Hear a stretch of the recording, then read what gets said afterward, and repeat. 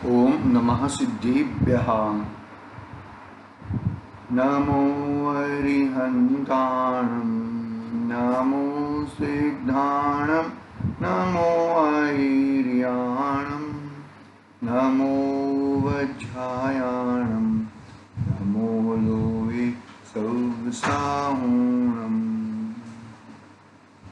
मंगलं भगवान् वीरो, मंगलं गौतमो गणी, मंगलं कुन्दकुन्दार्यो, जैनधर्मोऽस्तु मंगलम्।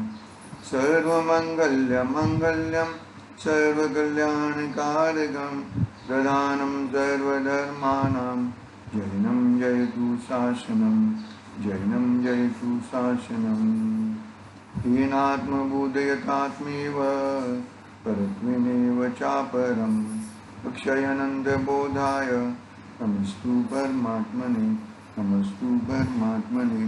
चेतिले चेतन, चेत्या विना किम चालसे। समाधि तंत्र पूज्यपाद स्वामी का महान ग्रंथ अपने सामने विराजमान है। श्लोक क्रमांक 80 में यह बात बताई कि जब यह जीव प्रथम अपनी आत्मा का ध्यान धरता है, तब उसको जगत के लोग कैसे लगते हैं? पागलवत लगते हैं। लेकिन जब और ध्यान करता है तो उसको काष्ठ के समान, पत्थर के समान भाषित होके वो अपना आत्मा का ही ध्यान करता है। यह बात हम लोगों ने प्रवचन सार जी की गाथा क्रमांक 80 के साथ में हमने थोड़ा तुलनात्मक बात कही थी। आज समय थोड़ा और कम है। आज अष्टानी का महोत्सव महापर्व प्रारंभ हो रहा है। अपने को विशेष स्पष्टीकरण पढ़ना है। विशेष स्पष्टीकरण पढ़ के हम कल 81 नंबर की गाथा प्रारंभ करेंगे। आज बहुत ही कम समय है, थोड़ा ही समझ लो, ज़्यादा नहीं है। पढ़ते हैं, देखो विशेष स्पष्टीकरण। प्रथम भूमिका में यानी कि जब भगवान के दर्शन करता है, भगवान के द्रव्य गुण पर्याय को देखता है, तब अरे भगवान की द्रव्य गुण पर्याय में इतनी शांतता है, कषाय का कण नहीं दिख रहा है। उनके द्रव्य में इतनी शांतता क्यों और मेरे द्रव्य में इतनी अशांतता क्यों? तो वो वहां पे तुलनात्मक करता है और यहाँ पर जगत के लोगों के साथ तुलनात्मक करता है और उसका भगवान की शांतता को देखकर वैसी शांतता मेरे में है और मोह के टुकड़े हो जाते हैं। और यहाँ पर जगत उसको काष्ठवत दिखता है। कैसे कहते? प्रथम भूमिका में अर्थात सविकल्प दशा में ज्ञानी का उपयोग बाह्य पदार्थों की ओर जाता है। ज्ञानी का उपयोग बाह्य पदार्थों की ओर जाता है और उससे विविध विकल्प होते हैं। उससे क्या होता है? विविध विकल्प होते हैं। परंतु जैसे जैसे यह स्वरूप स्थिरता का अभ्यास बढ़ता है, स्वरूप स्थिरता का अभ्यास बढ़ता जाता है, वैसे वैसे उपयोग का परान्मुखता का झुकाव छूटता जाता है। उपयोग का परान्मुख यानी कि जगत की ओर का उपयोग उसका छूटता जाता है और भगवान की ओर का उपयोग उसका बढ़ता जाता है और वह स्वरूप में स्थिर होते जाता है। कैसे? उसके स्वरूप में स्थिर, ये प्रोसेस है। भगवान के दर्शन से ये फल मिलना चाहिए हमें।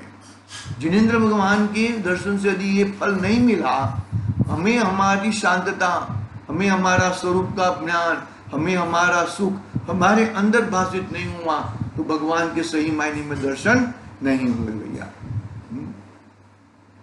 कैसे क्या कहते हैं? वह स्वरूप में स्थिर होता जाता है, बाहर में नहीं। बाहर में स्थिर हो नहीं सकता है। बाहर की सब तो अपने अपने हिसाब से पराधीन अवस्था है। वो अपने प्रत्येक द्रव्य स्वतंत्र है, अपनी अपनी हिसाब से परिणमन हो रहा है। उसमें तो स्थिर होना चाहेगा तो तू लकड़ा जाएगा, गिर जाएगा। तेरा स्वरूप में बरोबर बैठेगा नहीं वो चीज। तो क्या कहते हैं? वह स्वरूप में स्थिर होता जाता है।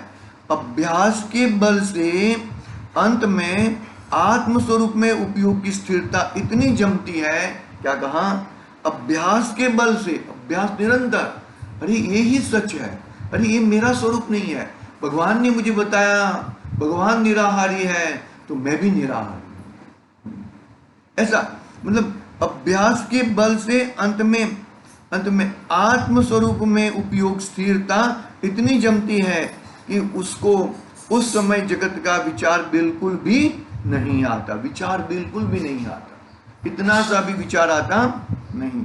तथा जो ज्ञान पांच इंद्रिय, देखो अभी क्या है, तथा जो ज्ञान पांच इंद्रिय और छठे मन के द्वारा प्रवर्तता था, वह ज्ञान सब ओर से समिट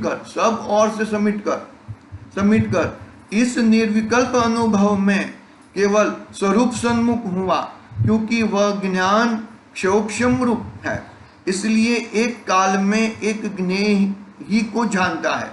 वह ज्ञान स्वरूप जानने को प्रवर्तित हुआ, तब अन्य का जानना सहज ही रह गया। अपने स्वरूप को, अपने आत्मा को जानने में रुक गया तो बाहर की सब जानने की प्रवृत्ति में रुक गया, सहज ही रुक गया, उसमें और कुछ करना पड़ा। अरे स्व को जान लिया, सब कुछ जान लिया, स्व में आ गया, बस अपने घर में आ गया, शांत में आ गया, अशांतता में से निकल गया। वह ज्ञान स्वरूप जानने को प्रवर्तित हुआ, तब अन्य का जानना सहज ही रह जाता है, अन्य का जानना सहज ही रह जाता है। वहां ऐसी दशा हुई कि बाह्य अनेक शब्दादि विकार हो तो भी स्वरूप ध्यानी को कुछ खबर नहीं है, स्वरूप ध्यानी को कुछ खबर नहीं है। बाहर में क्या, वहां ऐसी दशा हुई कि बाह्य अनेक शब्दादि, बाह्य में बहुत सारा खलबल चलता है, लेकिन बाहर में कुछ भी, अरे जो होता है वो होने दो भाई, मेरे अंदर कुछ नहीं होता। अरे सुकुमार मुनिराज को देखो, अरे सुकौशल मुनिराज को देखो, अरे पांच पांडवों को देखो, अरे पारसनाथ मुनिराज को देखो, बाहर में जो भी होता है होने दो, मैं तो स्वरूप ध्यानी में हूं, मेरे अपने स्वरूप में, अपने स्वभाव में, अपने सुखमय में, अपने अंदर मस्त हूं। ये परिस्थिति आ सकती है, ये पंचम काल में ये परिस्थिति आ सकती है, एक समय के लिए भी, लेकिन आ सकती है तो ही आचार्य देव ने बताई है, और उसका विश्वास करके हमें अपने स्वरूप ध्यान में हमें बैठना चाहिए, अपने स्वरूप ध्यान में मग्न होना चाहिए। जो जीव अपने स्वरूप में मग्न ध्यान होएगा तो ही उसको अपना आत्म राम, अपना भगवान आत्मा उसको मिलेगा, अन्यथा और कुछ मिलेगा नहीं। इस तरह अपनी 80 नंबर की गाथा पूर्ण हुई है। कल 81 नंबर की गाथा प्रारंभ करेंगे। कल देखेंगे 81 नंबर में गाथा में आचार्य देव क्या बताना चाहते हैं। यहाँ पर बस सभी जगह से अपना मन, अपना चित्त को उठाकर, बाहर में क्या हो रहा है, शरीर में क्या हो रहा है, और सब अपना चित्त को नहीं, अपने उपयोग को उपयोगवान के साथ जोड़ेगा तो ही उसका कल्याण होएगा, अन्यथा कल्याण नहीं होएगा। आगे की बात कल करेंगे। आज के लिए ओम नमः सिद्धि निज निधि निज में बताई, यह अनंत उपकार है उसके लिए।